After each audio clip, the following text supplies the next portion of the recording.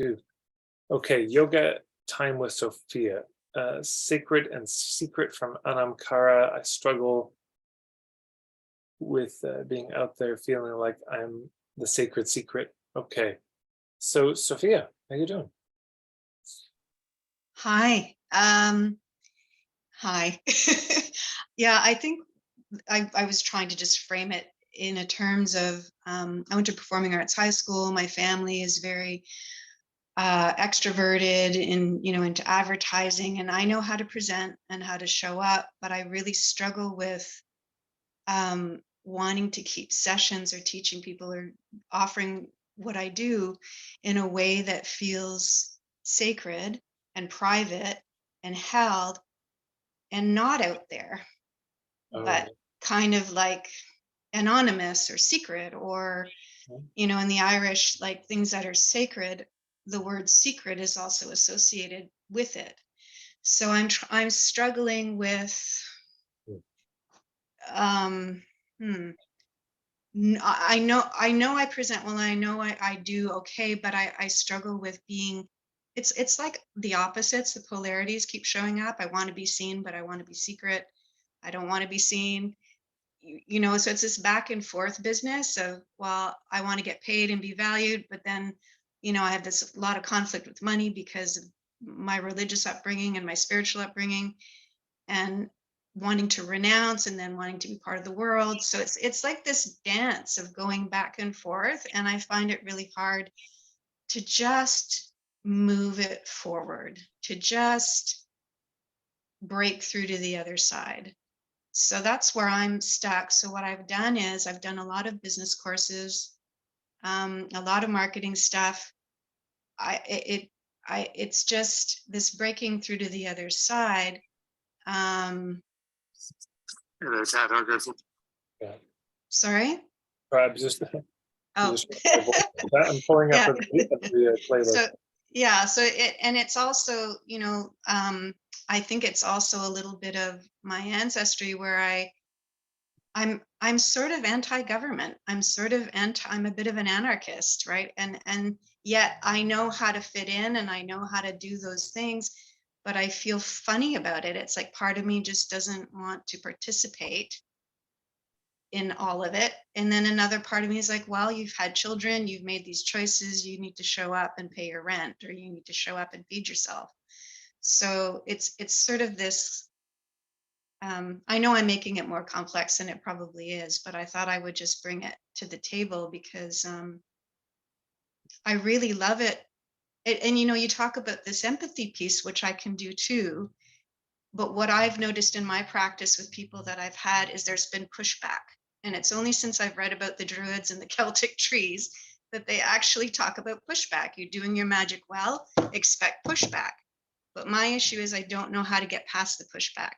So crazy wisdom comes in, this energy comes in, I'm able to help people, but then they're pissed off at me. They're angry because I've sort of gone, you keep doing this, Yeah. and I get an energy where it just sort of comes, but it's like that doesn't feel like a business. That feels like I don't know, a calling or something that's more privately Uh-huh. experience, so people will go deep with me, but then on this surface. So for me, I go deep, Yeah. but for me that needs to be held and that needs to be private, and I'm trying to figure out a way to market that, and I don't know how. Okay. There's a few things. One is there's a couple links. There's a playlist I've got called The Fear of Visibility and Being Seen. There's a number of videos on that topic. There's another video called I Hate Capitalism, but I Need to Market. You might like. I don't think you're making it too complicated. I think you're testifying to how complicated it is. Right. You're certainly not alone in this. Um, the complexities of what we're all dealing with are just so immense. I mean, what the fuck? We live in a society that in no way was our nervous system designed for, eating diets that are not designed for our bodies, living in the absence of any kind of real community or culture, trying to sustain ourselves in a system that's so insane and violent. And it's just, yeah, this is extremely complicated. So thanks for noticing. Um, yeah, and then we got all this programming from our family and ancestry that is gets in the way of trying to make a living in a deeply fucked up society. I mean, it's just where do you even start on this stuff? So, okay, but what I'm hearing, to pick one thread here, is you're aware that this work um, does very well in a kind of sacred secret container, and yet Yes. you're needing to have people hear about it, which means not secret. So here's one thing I want to lift out for everyone. I invite everyone to write this question down. And it's this: what are the conditions that bring out my best work? What are the conditions that bring out my best work? Here's why this question matters so much. Um, if you do your best work, you're going to get better reviews and more word of mouth. Yeah. And if you don't, you won't. That's the reality of it. So when people set off to do their work in a way that doesn't feel good for them, or working with people who aren't really a fit, it just means you're not hitting home runs.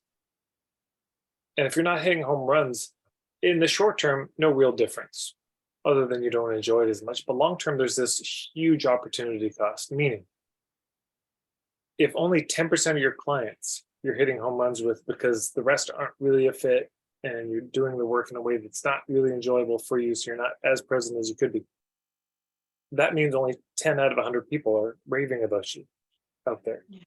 But if you filter better and set it up better, maybe it's 100 of the 100 people. So you see what I'm saying? Just in terms of word of mouth, the number of people out there talking about you, at the end of the day, it's all word of mouth. So if we don't look at what brings out our best, it's not going to work. So it's good to know, okay, this work does very well privately. By the way, how long do you like your sessions to be? Usually an hour and a half, but I've noticed with energy work, now that I've done it so long, it's like 30 minutes feels enough. Right. Um, and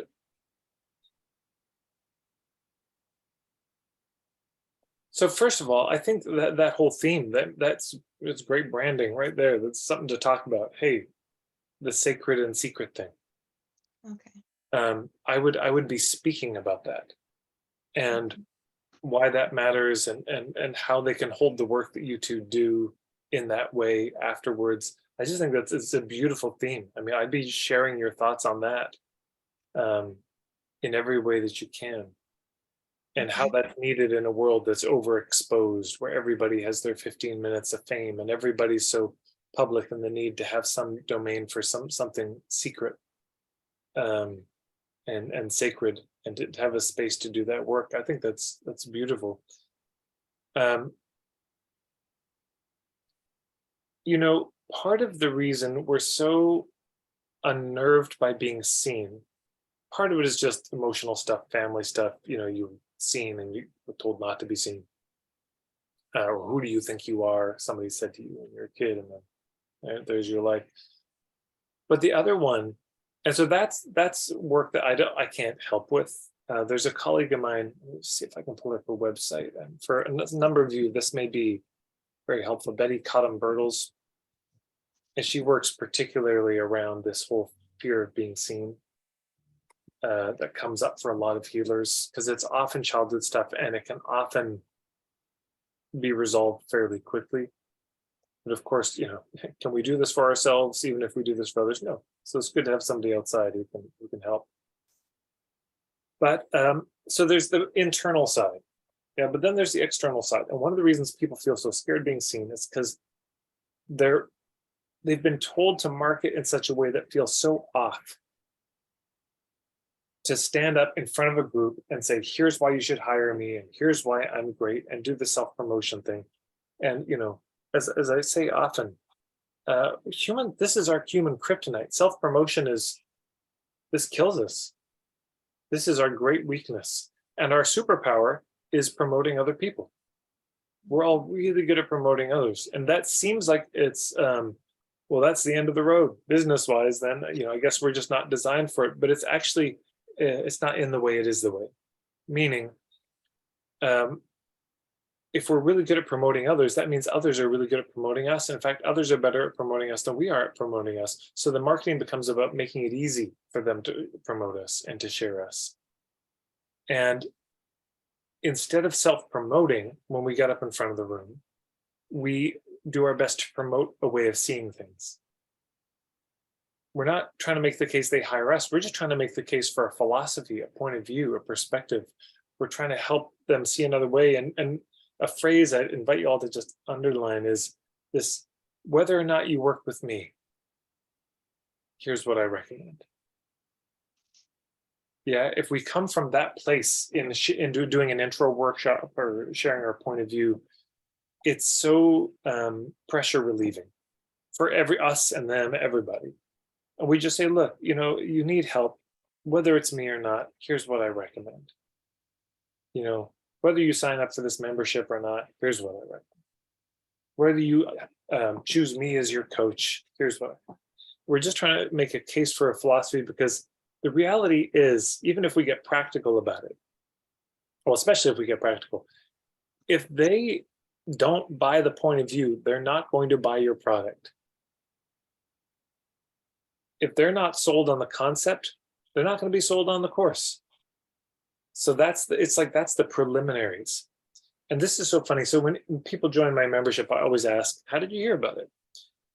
Or how did you come to be here? And it's always the same story. It's so funny. The details are different, but the structure is the same. The structure is, somehow I came across you. Sometimes just random on Instagram, or sometimes a friend. And then I binged your stuff. I did a deep dive on your reels or your memes or your YouTubes or articles. And I did that for 3 weeks to 3 years, somewhere in there.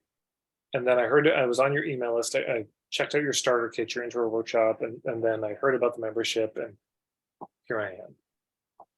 Yeah. So but it wasn't, they didn't sign up for the membership because I was relentlessly pitching all the time and saying, it wasn't that. It was just that I was making the case consistently for a certain perspective, and then they did. So you may just find, for all of you, if when you're marketing, if that's where you bring your energy, is it's not that persuasion is bad. It's just, what are we trying to persuade people about? Yeah, it's just, if it's to work with us, that's going to feel terrible. There's nothing you can do about that.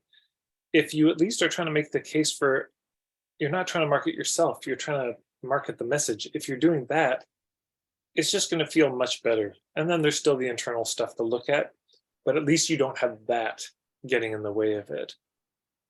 So I just think this notion of secret and sacred is so beautiful. I just think the more you can be talking about that, the better. Thank you. Yeah, thank you. Okay. Yes, by the way, this call will be recorded. Somebody was asking, and this will be you'll all be sent the recording, and then the clips will be put up separately on YouTube.